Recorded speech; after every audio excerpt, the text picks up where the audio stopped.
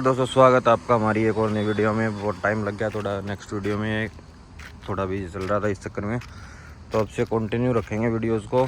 मेरे को एक बहुत बड़ा इशू फिर से रिफ्लेक्ट हुआ इस गाड़ी के अंदर, वो मैं बताता हूँ आपको क्या हुआ। एक बार पहले भी हो चुका, 2 बार हो चुका, उसके ऊपर ही मैंने वीडियो बनाई थी। सबसे बड़ी प्रॉब्लम डीजल की ये है, मेरी diesel manual base model Kia Seltos. सबसे बड़ी प्रॉब्लम है डीजल की, ये देखना आप, तंग कर रखा है हद से ज़्यादा। स्टार्ट करते ही एक ही मैसेज आएगा आपको, डीपीएफ रीजनरेशन। इतनी बार कर चुका हूँ, एक बार मैनुअल कर चुका हूँ, फिर भी नहीं हो रहा है। और एक बार मेरे को कहीं जा रहा था, उस टाइम भी आया था इसका रीजनरेशन का ही ऑप्शन।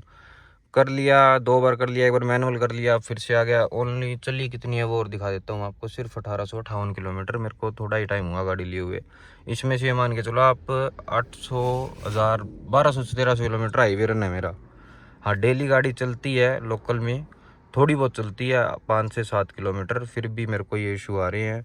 और वो भी मैं हाईवे से ही करता हूँ, 5 से 8 किलोमीटर जो भी है, थोड़ा मोटा स्ट्रेच जो है। अब मैं देखता हूँ ये कितने किलोमीटर बाद मेरे को ये हटाएगा ड्राइविंग टाइम पे। पिछली बार मैंने मैनुअल करके दिखाया था आपको, अब की बार मैं ये ड्राइविंग के टाइम दिखाता हूँ कितने टाइम बाद ये आपको मैसेज का एरर हटा देगा, कितनी देर बाद में हो जाएगा क्लीन। चलो स्टार्ट करते हैं यहाँ से। आरपीएम अपन इसके 2 से 2500 3000 तक ही रखेंगे, स्टेबल स्पीड के ऊपर, ज़्यादा ना हाई एक्सेलरेशन पे चलाएंगे, क्योंकि इसके लिए स्टेबल स्पीड ज़रूरी है। उसी के कारण ये आपका डीपीएफ क्लीन होगा। तो इंजन पे पूरा लोड रखना, थोड़ा बहुत हो सके तो एसी वगैरह फुल पे कर लेना, टेम्परेचर और फ्लोर स्पीड। थोड़ा इंजन पे लोड पड़ेगा, उसी हिसाब से जल्दी क्लीन होगा, क्योंकि इसके लिए एक सर्टेन टेम्परेचर चाहिए होगा इंजन को और एग्जॉस्ट को, ताकि डीपीएफ में से बाहर निकल सके, अपना जो सूट मास जमा हो रखा है वो बाहर आ जाए। तो देखते हैं कितने देर बाद ये अपने को वार्निंग बंद करता है देने। ठीक है, धन्यवाद भाई साहब। मैं तो बहुत ज़्यादा तंग हो चुका हूँ इससे। डीजल मत लेना अगर आप थोड़ी बहुत भी सिटी ड्राइव है। अगर आप 100 किलोमीटर भी सिटी में चला दोगे बिना हाईवे ड्राइव के, 100 से भी कम 80 किलोमीटर भी चला दोगे, तो भी आपको ये इशू होगा ही होगा। आपको एक लंबी ड्राइव करनी पड़ेगी हफ्ते के अंदर एक बार ज़रूर, हर 50-60 किलोमीटर पे एक बार आपको करनी पड़ेगी, ये बता देता हूँ मैं आपको। अगर किसी की है ड्राइव तो ले लेना, वरना मत लेना, तंग ही तंग करेगी। और इसका खर्चा भी बहुत ज़्यादा मोटा है, आपको बता दूँ तो मैं। डीपीएफ का 1 लाख 1.5 लाख रुपए का डीपीएफ है इनका। गवर्नमेंट ने इतने स्ट्रिक्ट कर दिए नॉर्म्स, अभी तो पता नहीं फ्यूल में दिक्कत आ रही है क्या नहीं। मेरी गाड़ी में तो बहुत ज़्यादा इश्यूज़ आ रहे हैं, मैं इसको सर्विस सेंटर भी दिखाऊँगा क्या कारण है। इतनी जल्दी आना नहीं चाहिए, क्रेटा वगैरह है पास पहले, उसमें दिक्कत नहीं आई इतनी, लेकिन इसमें बहुत ज़्यादा इश्यूज़ आ रहे हैं। चलो देखते हैं कितने टाइम बाद होती है। मैंने 88 पे क्रूज लगा रखा है, 2.9 पे आरपीएम चल रहे हैं इसके, 2900 पे चल रहे हैं। आपको देखते हैं कितना टाइम, 4th गियर लगा रखा है, देखते हैं कितना टाइम बाद होगा ये। ठीक है, मिलते हैं थोड़ी देर में। भाई अब तक 10 किलोमीटर 12 किलोमीटर चल चुकी है गाड़ी, लेकिन अब तक मेरा इशू रिजोल्व हुआ नहीं है, वार्निंग हटी नहीं है अब तक। जो कहते हैं 10-12 किलोमीटर चलाने पे हो जाता है, नहीं होगा 10-12 किलोमीटर पे। कम से कम आपको 20 से 25 किलोमीटर का रेगुलर स्ट्रेच हाई आरपीएम 2 से 2500 3000 आरपीएम तक रखना ही पड़ेगा एक स्टेबल स्पीड के ऊपर, जब ये होगा। अगर आपकी स्पीड कम हुई, आरपीएम नीचे हुए, तो वो अपने आप उसको नीचे डाल देगा, रीजनरेशन प्रोसेस बंद हो जाएगी, बीच में रुक जाएगी। आपको रखना ही रखना पड़ेगा कम से कम 20 से 25 किलोमीटर का रेगुलर स्ट्रेच, जब भी जाके ये क्लीन होगा, वरना नहीं होगा। और देखता हूँ मैं आगे कितना किलोमीटर और चलेगा ये, मैं आपको ज़रूर बताऊँगा कितना है। देख लो, आपको 1858 पे चला था मैं, 1870 हो चुके हैं, फिर भी अब तक रीजनरेशन का नहीं आया मेरे पास कि हो चुका आपका। चलो बताता हूँ मैं आपको कितना टाइम और लगेगा इसके अंदर। मैं अगर फ्यूल फिल करवाने के लिए रुका था मैं, और अब तक भी 15 किलोमीटर गाड़ी चल चुकी है, और मेरा रीजनरेशन का मैसेज हट चुका है। 12 से 15-20 किलोमीटर के बीच बीच में आपका हट जाएगा ये। अगर आप थोड़ी बहुत भी लॉन्ग ट्रिप कर दोगे तो हट जाएगा, लेकिन ध्यान रखना टीपीएमएस में थोड़ी आवाज़ ज़्यादा है, देख लिया मैंने। थोड़ा ध्यान रखना अपना कि आपको इशू ना हो, मतलब ज़्यादा एक बार बंद करके ऑन कर लेना गाड़ी 15-20 किलोमीटर के बाद, क्योंकि चलती रहेगी जब तक ये नहीं हटेगा। और माइलेज टेस्ट की और बता देता हूँ मैं। माइलेज नायरा कट से डलवा रहा हूँ अब की बार। पिछली बार मैंने जियो से डलवाया था। पिछली बार मेरे को माइलेज दी इसने लोकल प्लस मिक्स में, मैं दिखा देता हूँ आपको, 15-16 की माइलेज दी है मेरे को। ये 14.5 15 की माइल 15.5 की माइलेज दी थी मेरे को इसने। ये करंट ट्रिप है लेकिन इतना ही था, वो सिंस रिफ्यूल में था। 15.5 कुछ की माइलेज दी थी। अब मैं नायरा से डलवा रहा हूँ।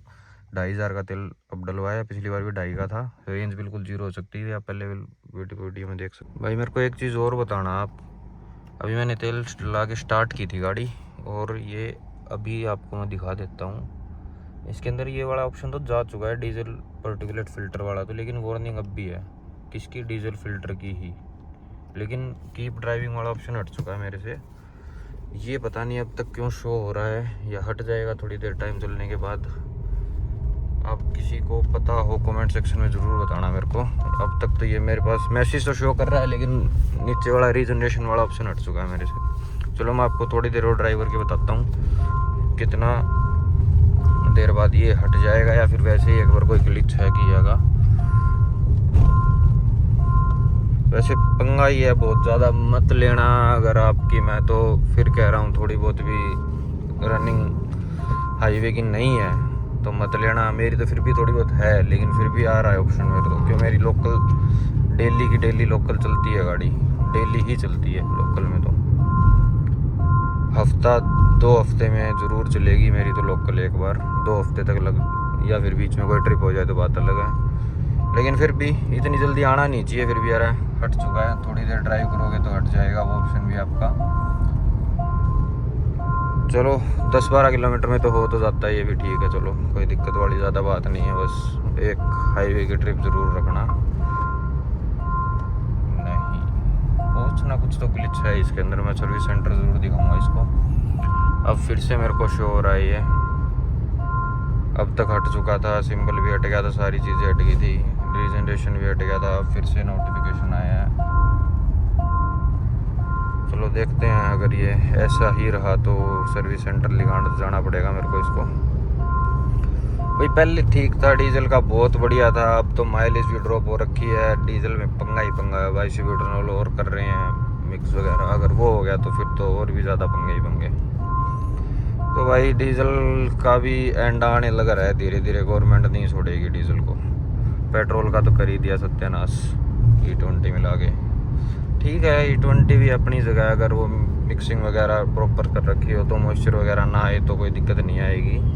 लेकिन अगर थोड़ी बहुत भी मॉइस्चर आ गया, थोड़ा बहुत पानी चला गया, तो वो आपकी गाड़ी को बहुत ज़्यादा नुकसान करेगा, 110% करेगा। क्योंकि पानी जाते ही इथेनॉल अपनी पेट्रोल से मिक्सिंग हटा देता है, दोनों सेपरेट हो जाते हैं। चलो देखते हैं, ये मैसेज भी हट जाएगा मेरे हिसाब से, हट जाना चाहिए थोड़ी टाइम बाद। तो भाई मैं तो यही कहूँगा, अगर मन है झेल सको तो ले लो, वरना मत लेना। अगर किसी को झंझट नहीं चाहिए तो अपने पेट्रोल लो, CNG लो। CNG बेस्ट है, अगर अब तक मिलावट नहीं है उसके अंदर। तो बात चल रही है CNG में भी, क्या पता मिला दे, कुछ नहीं पता। हाइब्रिड ले लो, बेस्ट है, माइलेज भी बढ़िया मिलेगी, ना DPF का झंझट, ना ज़्यादा E20 का झंझट। बढ़िया माइलेज लो, बढ़िया चलाओ, कम खर्चा। एक बार अप फ्रंट कॉस्ट तो ज़्यादा लगेगी आपकी थोड़ी सी, लेकिन ठीक है, कोई दिक्कत वाली बात नहीं है, ले सकते हो आप। डीजल तो वही लेना जिसकी हाईवे पे डेली की रन हो, वरना मत लेना। अगर लोकल आप शॉर्ट स्ट्रिप करते हो, 6 किलोमीटर 7 किलोमीटर 8 किलोमीटर चला ली गाड़ी, फिर बंद कर दी, उसके अंदर आपका DPF मिनिमम मैक्सिमम 70-80 100 किलोमीटर तक निकालेगा, उसके बाद नहीं निकालेगा। भाई मेरा जितना एक्सपीरियंस है, मेरे तो दिक्कत आई है, हर बार आई है। अगर मैं 100 किलोमीटर लोकल चला दूँ इसको तो दिक्कत आती है, वरना 200 किलोमीटर निकाल देती हैं गाड़ियाँ। 200 अगर वो चलाने भी डिपेंड करता है, लेकिन मैं फिर भी थोड़े RPM हाई रखता हूँ, ज़्यादा ना हार्ड एक्सेलरेशन करता, फिर भी इतने में ही मेरे को दिक्कत आ गई है। चलो देखते हैं भाई क्या कुछ रहता है, ये बता दूंगा मैं आपको वार्निंग कितनी देर में जाएगी। 2-3 घंटे हो गए थे गाड़ी को खड़े हुए, जब मैंने लास्ट खड़ी करी जब इसके अंदर वो वार्निंग वाला सिंबल आ रहा था, बस और कोई इशू नहीं था, DPF वाला साइन हट चुका था मेरे में से। अब मैं देखता हूँ अब भी आ रहा है या नहीं यार ऑप्शन मेरे में, उस टाइम तो आ रहा था। अभी स्टार्ट नहीं करा जब तक तो कुछ नहीं है, स्टार्ट और करके देख लेते हैं एक बार। नहीं अब ठीक है बिल्कुल, अब कोई साइन वगैरह नहीं है, कोई वार्निंग नहीं है। दिखा देता हूँ मैं आपको, वार्निंग वाले पेज पे जाके कोई वार्निंग नहीं आई भाई।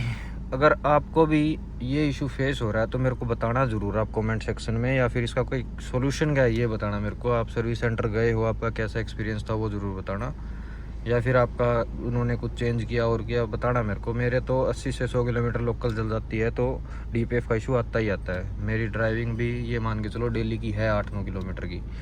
तो आप बताना मेरे को एक बार कमेंट सेक्शन में ज़रूर। धन्यवाद भाई। कोई और फीडबैक वगैरह देना हो, कुछ किसी चीज़ के बारे में वीडियो लेनी हो तो बताना ज़रूर मेरे को कमेंट सेक्शन में। धन्यवाद भाई।